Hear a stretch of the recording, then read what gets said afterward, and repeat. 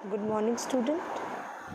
Class 11th के आज के लेक्चर में आप सबका स्वागत है। जो चैप्टर आज हम शुरू करने वाले हैं वो है द्रव्यमान केंद्र, जिसे हम इंग्लिश में सेंटर ऑफ मास कहते हैं। चूँकि ये मोर ऑफ मैथमेटिकल है और इसमें स्टेटमेंट्स बहुत कम हैं, इसीलिए आपके इंग्लिश और हिंदी के लिए सेम वीडियो बनेगा और असाइनमेंट में आपको अलग लैंग्वेज में दूंगी। ये चैप्टर में मोर ऑफ एक जो है फार्मूलेज वगैरह होंगे और ये एक बहुत ही आप कह सकते हैं एक स्टेपिंग स्टोन है। इसके बाद का चैप्टर में हम इनका यूज़ ज़्यादा करेंगे, इम्प्लीमेंटेशन ज़्यादा करेंगे। तो शुरू करते हैं चैप्टर। सबसे पहले हम डिफ़ाइन करेंगे द्रव्यमान केंद्र मतलब सेंटर ऑफ मास को। तो कणों के किसी निकाय का द्रव्यमान केंद्र मतलब कि पार्टिकल्स का अगर एक सिस्टम ले ले, उसका अगर मैं सेंटर ऑफ मास निकालना चाहूँ तो क्या है, जिसकी गति इस प्रकार होती है मानो निकाय का संपूर्ण द्रव्यमान इसी बिंदु पर केंद्रीभूत हो और सभी बाह्य बल इसी बिंदु पर आरोपित हो। कणों के निकाय की गति उसे द्रव्यमान केंद्र की गति से व्यक्त की जा सकती है। Centre of mass is such a point inside और can be outside the body where the whole mass is suppose to be concentrated. मतलब अगर आप उस पॉइंट पर कोई भी काम करेंगे तो वो वही इफ़ेक्ट देगा जो कि आप पूरे बॉडी पे अगर आप काम करते तो होता। ठीक है, तो पूरे सिस्टम का संपूर्ण द्रव्यमान जैसे उसी पॉइंट पर जो है कंसनट्रेटेड है और आप उस पॉइंट पर अगर आप फोर्स लगाओगे तो वो वही इफ़ेक्ट देगा जो अगर आप पूरे बॉडी पे लगाते तो होता। अब द्रव्यमान केंद्र ज्ञात कैसे करते हैं? सरलता की दृष्टि से हम दो कणों के निकाय का द्रव्यमान केंद्र ज्ञात करना सीखेंगे। ठीक है, एक मेरा यहाँ पर है m1, एक है m2 जो आपका एक्सेस है। ठीक है, वहाँ से एक्स एक्सेस से एक्स अक्ष से एक x1 दूरी पर है, दूसरा x2 दूरी पर है और इनका मास है m1 और m2। तो अगर C पॉइंट पे इनका जो है द्रव्यमान केंद्र मान लेते हैं, C पॉइंट कुछ भी हो सकता है, C पॉइंट में मान लेते हैं जो कि x कैपिटल X दूरी पर है, तो x दूरी का मान कैसे निकालेंगे? m1x मतलब इसकी दूरी m1 की और उसका भार प्लस m2x m2 की दूरी और उसका भार अपॉन m1 प्लस m2। ठीक है, और अगर दोनों का दोनों वेट बराबर है, मास बराबर है, वेट की जगह मैं मास को इस्तेमाल करूँगी, तो m1 m2 अगर बराबर है तो आपका x कितना आएगा? यहाँ पर m1 m2 की जगह m और m लिखेंगे, m को कॉमन लेंगे। तो ये किस तरह से सॉल्व होगा मैं आपको साइड में सॉल्व करके इसको दिखा दे रही हूँ। m मैंने कॉमन लिया तो अंदर मेरे पास बचा x1 plus x2 upon m plus m हो गया 2m, तो m से m कटा और मुझे क्या मिला? x1 प्लस x2 बटे 2। मतलब अगर सेम बॉडी है, सेम मास की बॉडी है तो आपको सेंटर में मिल जाएगी। तो दो समान मात्रा के कणों का द्रव्यमान केंद्र उस कणों की स्थिति के ठीक बीचों बीच होगा। मतलब अगर हम टू सेम जो है मास का ऑब्जेक्ट ले लें तो उनका जो सेंटर ऑफ मास होगा वो सेंटर पे होगा, ठीक उन दोनों के बीच। ठीक है, ऐसे ही अगर हमारे पास n संख्या वाले द्रव्यमान केंद्र निकालने हो तो जिस एक्सेस है उससे पॉइंट हर एक का ले लेंगे। m1 x1 जैसे एक की दूरी थी, m2 x2 दूसरे की दूरी, m3 x3 और आगे करते करते mn xn तक बटे टोटल उनका मास। तो इनको लिखने का एक तरीका है, सिग्मा का मतलब होता है एडिशन। हम सिग्मा करेंगे mi और xi की वैल्यू। अब mi xi क्या है? पहले i जो है वो 1 से लेकर n तक जा रहा है, तो अगर हम इसमें पहले 1 रखेंगे तो ये क्या बनेगा? m1 x1। फिर जब हम 2 रखेंगे तो बनेगा m2 x2। फिर हम जब 3 रखेंगे बनेगा m3 x3। ऐसे n तक ये जाएगा तो ये होगा mn xn। ठीक है, अपॉन नीचे देखिए m की वैल्यू 1 से लेकर n तक, तो m1 plus m2 plus m3 और ये भी कहाँ तक जाएगा? mn तक चला जाएगा। जहाँ पर x1 x2 x3 आदि क्या हैं? M1 M2 M3 के जो मासेस हैं उनकी बिंदु O से दूरी है, जो द्रव्यमान है उनकी बिंदु O से को दूरी को वो शो कर रहे हैं। यदि O कणों का निकाय एक सरल रेखा पर ना हो, अगर XY में हो तो X का अलग निकाला जाता है और Y का अलग निकाला जाता है। अगर N सिस्टम है, कणों का निकाय है और समतल में नहीं अंतरिक्ष में फैला है, मतलब डायमेंशन ज़्यादा है, तो X Y Z, ये हम कह सकते हैं कि ये जो है ये आपका एक आयामी है। अगर 2 आयामी निकालनी, 2 डायमेंशन निकालना है तो X और Y निकालेंगे, उसी तरह से फॉर्मूला बना है। और अगर ये 3 आयामी है, 3 डायमेंशनल है, तो X Y और Z निकलेगा, ठीक है। और M का मान हर जगह कैपिटल होगा, तो हम डायरेक्ट जो है सारे मासेस को जोड़ के कैपिटल M से हर जगह यहाँ पर रिप्लेस भी कर सकते हैं, ठीक है। और ये देखिए X Y Z, एक X एक्सेस को रिप्रेजेंट कर रहा है, एक Y को रिप्रेजेंट कर रहा है और एक Z को, तो इसको हम जनरल टर्म्स में इस तरह से भी लिख सकते हैं। और अगर मूल बिंदु में तब एकदम इनिशियल पॉइंट पे देखें तो R उस वक्त 0 होगा, तो ये पूरा का पूरा फैक्टर 0 होगा। इसका मतलब निकाय के कणों के द्रव्यमानों का द्रव्यमान केंद्र के परित आघूर्ण का योग कितना होता है? 0 होता है, ठीक है। सेंटर पे कितना हो जाता है? आपका जो सेंटर ऑफ मास है उसमें अगर हम मतलब आघूर्ण निकालें, इसका मोमेंट निकाले तो वो कितना होगा? 0 होगा।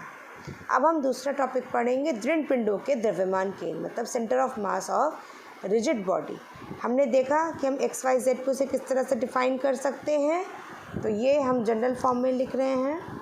एक्स क्या होगा? एक्स डी एम अपॉन, ये डी एम क्या है? Upon d m. D m क्या है? हमारा द्रव्यमान, ठीक है।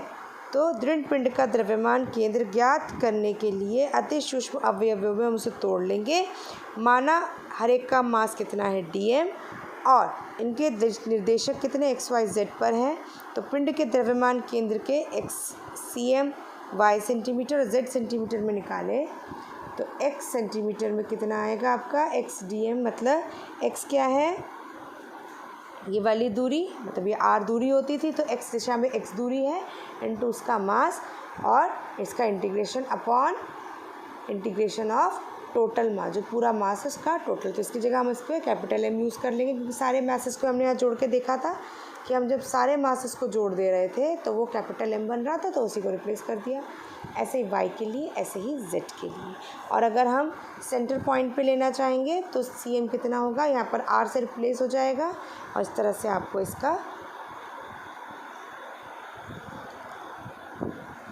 आपको इसका जो है जनरल फार्मूला मिलेगा। अब इसमें आपको कुछ जो है रिजिड बॉडीज़ के कुछ पिंडों के द्रव्यमान केंद्र दिए गए हैं। जैसे एक समान अगर हमने छड़ ले लिया तो उसका मध्य बिंदु पर होता है। एक आयताकार पटल रेक्टेंगुलर शीट ले ली, तो जहाँ पर उसके डायगोनल्स कट करते हैं उस पॉइंट पर, मतलब 2 विकर्ण जहाँ काटन होता है, काटन बिंदु पर, तो डायगोनल्स जहाँ एक दूसरे को कट करते हैं वहाँ होगा त्रिभुज पटल। त्रिभुज मतलब ट्रायंगुलर अगर हमने लेमिना लिया है तो मध्यिकाओं के काटन बिंदु पर, जहाँ पर मीडियंस काटते हैं एक दूसरे को, उस पॉइंट। अगर वृत्ताकार विलय अथवा प्लेट लिया है तो उसके केंद्र पर, सेंटर पर। और अर्धवृत्ताकार लेंगे, मतलब सेमी सर्कुलर अगर हम जो है वो सिस्टम लेंगे, तब उस पर केंद्र से 2r/π की दूरी पर। अगर हम खोखला या ठोस गोला लेंगे तो उसका गोले के केंद्र पर होगा, और खोखला अथवा ठोस बेलन लेंगे तो उसमें क्या होगा? अक्ष के मध्य बिंदु पर, मतलब जो आपका उसमें से लाइन पास हो रही है, ठीक है, तो उसमें से उसके मध्य बिंदु पर। वृत्ताकार ठोस शंकु ले लेंगे तो शंकु के अक्ष से आधार की ऊंचाई जहाँ पर होगी, मतलब अगर हम कोण ले लेंगे तो कोण पे कहाँ पर होगा? कोण पर होगा आपका यहाँ से h/4 ऊंचाई पर, h/4 ऊंचाई पर, यहाँ h/4 इस पॉइंट पर उसका होगा।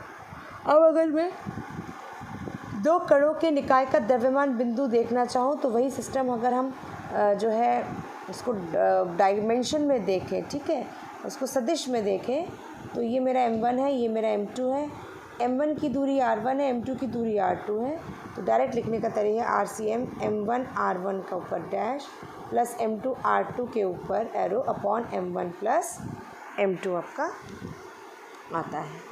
ठीक है, उसके बाद है हमारा जो नेक्स्ट है वो टॉपिक है, क्योंकि कुछ चीज़ें जो हैं वो आउट ऑफ सिलेबस हो गई हैं इस सेशन के लिए कोविड की वजह से, तो इस सेशन और हम टॉपिक्स को ना पढ़ेंगे। हम संवेग संरक्षण कंजर्वेशन ऑफ मोमेंटम को पढ़ेंगे।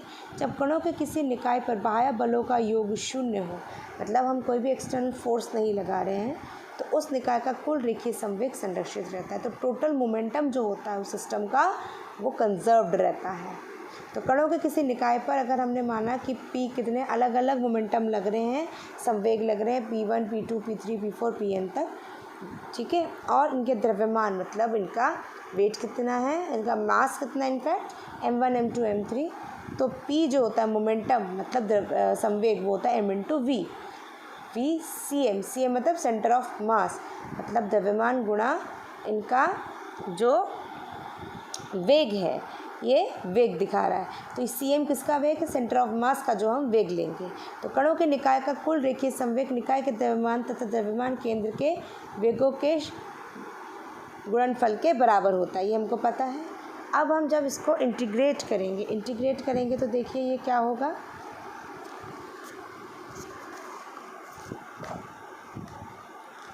चलिए इसको करके देखते हैं।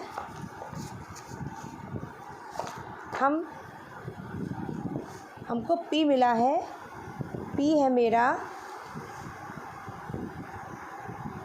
m इंटू वी, ये सेंटर ऑफ मास।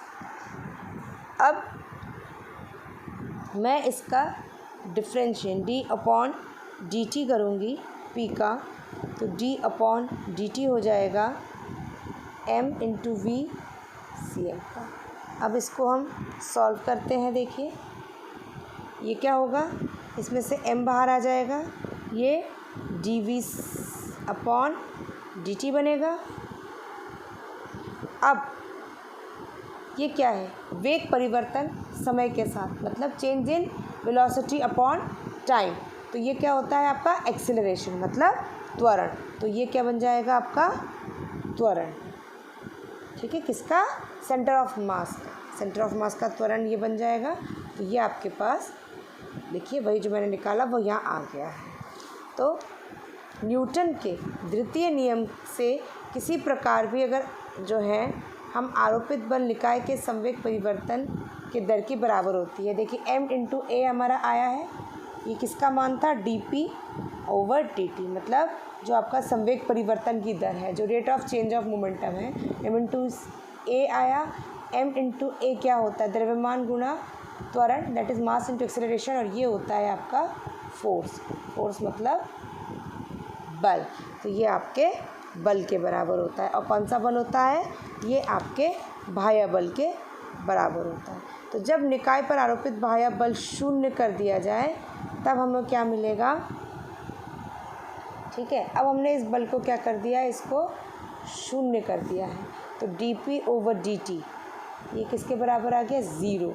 तो dp is equal to zero dt। अगर अब इस कंडीशन में मैं इसको इंटीग्रेट करूँगी तो आपका p कितना आएगा, कांस्टेंट मतलब नियंतांक आपका ये वैल्यू आएगी।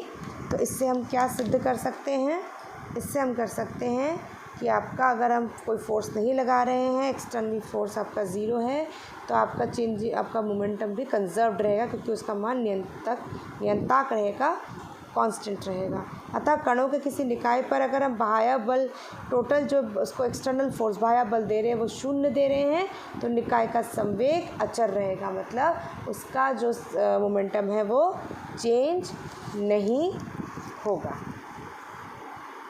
उसके बाद जैसे कि हम इसमें एग्जाम्पल एक देखते हैं, जैसे स्थिर रेडियम नाभिक के रेडियो एक्टिव क्षय से एक रेडॉन नाभिक तथा अल्फा कण प्राप्त होता है। क्षय कारक बल आंतरिक हैं तथा बाह्य बल शून्य है।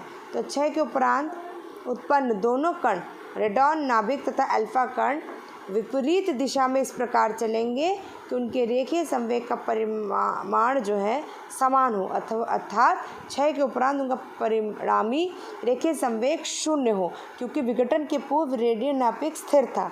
इसका मतलब उसका संवेग शून्य था। अगर हम एक समान छड़ का द्रव्यमान केंद्र निकालना चाहें तो उसके लिए भी एक डेरिवेशन है, जिसे कहेंगे centre of mass of uniform rod.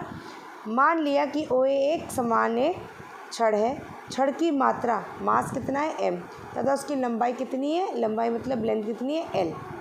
छड़ की एकांक लंबाई का मात्रा कितनी होगी, मतलब यूनिट पर यूनिट लेंथ में कितना उसका मास होगा, वो किसके बराबर होगा, वो होगा m/l। ठीक है, मास पर यूनिट लेंथ। तो अगर हम इसमें देखें तो O से एक छोटा पॉइंट माना हमने dx, उसकी दूरी कितनी है, x है। ठीक है, एक छोटा सा खंड हमने dx मान लिया, तो खंड dx की मात्रा कितनी होगी, dm = भाई अगर एक मतलब पर यूनिट लेंथ कितना है मास m/l, तो dx का कितना मास होगा इंटू dx करेंगे। छड़ के गुरुत्व केंद्र की O से अगर दूरी निकालने के लिए हमको फॉर्मूला पता है, इंटीग्रेशन x/dm, तो 0 से l x m/l dx upon, ये तो टोटल m को हम m मान लेते थे, ये हमको कहाँ से मिला, हमने dm का वैल्यू यहाँ से यहाँ रखा। अब इसमें से कौन कौन कांस्टेंट हैं, इसमें से m l ये सब बाहर आ जाएंगे। तो मैं इसको भी आपको सॉल्व करके इंटीग्रेशन के मेथड से दिखाती हूँ। इसमें हम क्या करेंगे, देखिए ये आया मेरा x dm और टोटल ये dm था, ये हो जाएगा x dm अपॉन, इसको हम मान लेते हैं m। अब इसको देखिए, ये हो जाएगा 0 to l, x dm का वैल्यू निकला था m/l, ठीक है, इंटू आपका dx। ठीक है, तो इसमें से हम m/l को बाहर निकाल लेते हैं और नीचे m आपका चल ही रहा है। ठीक है, तो अब इसको हम लिखेंगे इंटीग्रेशन ऑफ x dx, कहाँ से कहाँ तक, 0 से l लंबाई अपॉन m। इस m से तो ये m चला गया। अब आप देखिए इसको आगे हम सॉल्व करते हैं, ये कितना होगा, हमने पढ़ा था इंटीग्रेशन ऑफ x की पावर n जो होता है, x की पावर n+1 अपॉन n+1 होता है। तो ये हम करेंगे, यहाँ पर x की पावर यहाँ कितनी है, यहाँ 1 है, तो ये जगह 1+1 अपॉन 1+1, लिमिट लगेगा 0 to l, और बाहर मेरे पास 1/l ऑलरेडी है। अब इस पर हम जब लगाएंगे, ये हो जाएगा 1/l x²/2, limit 0 to l। अब आप लिमिट लगा दीजिए इसमें, 1/l l²/2 - 0/2। ठीक है, 0 तो ख़त्म ही हो जाएगा। तो अब आपको क्या मिलेगा, अब आपको मिलेगा 1/l इंटू l²/2। इसमें से एक l से एक l कटा, आपके पास आएगा l/2। ठीक है, l/2। तो आपका सेंटर ऑफ मास वो कितने पे आया, l/2, मतलब इस रॉड के एकदम सेंटर में, मध्य में, अर्थात समांगी छड़, एक समान छड़, यूनिफॉर्म अगर रॉड ले लें का द्रव्यमान केंद्र कहाँ होता है, उसके एकदम मध्य बिंदु पर, सेंटर पॉइंट पर अथवा ज्यामितिक केंद्र पर उपस्थित होती है। जहाँ पर इस रॉड का ज्योमेट्रिकल सेंटर होगा, वहीं पर इसका सेंटर ऑफ मास मतलब द्रव्यमान केंद्र भी पड़ेगा। तो इसके साथ बच्चों ये चैप्टर भी फिनिश हो जा रहा है, क्योंकि ये बहुत ही छोटा चैप्टर था और उसमें से हमें सेलेक्टिव भी पढ़ना था। तो हम इससे रिलेटेड इंग्लिश और हिंदी में आपको असाइनमेंट देंगे। अगर आपको कोई भी समस्या हो तो आप फ़ोन करके ग्रुप में या तो जो निर्धारित दिवस है उसमें आके अपनी समस्या का समाधान कर सकते हैं। धन्यवाद।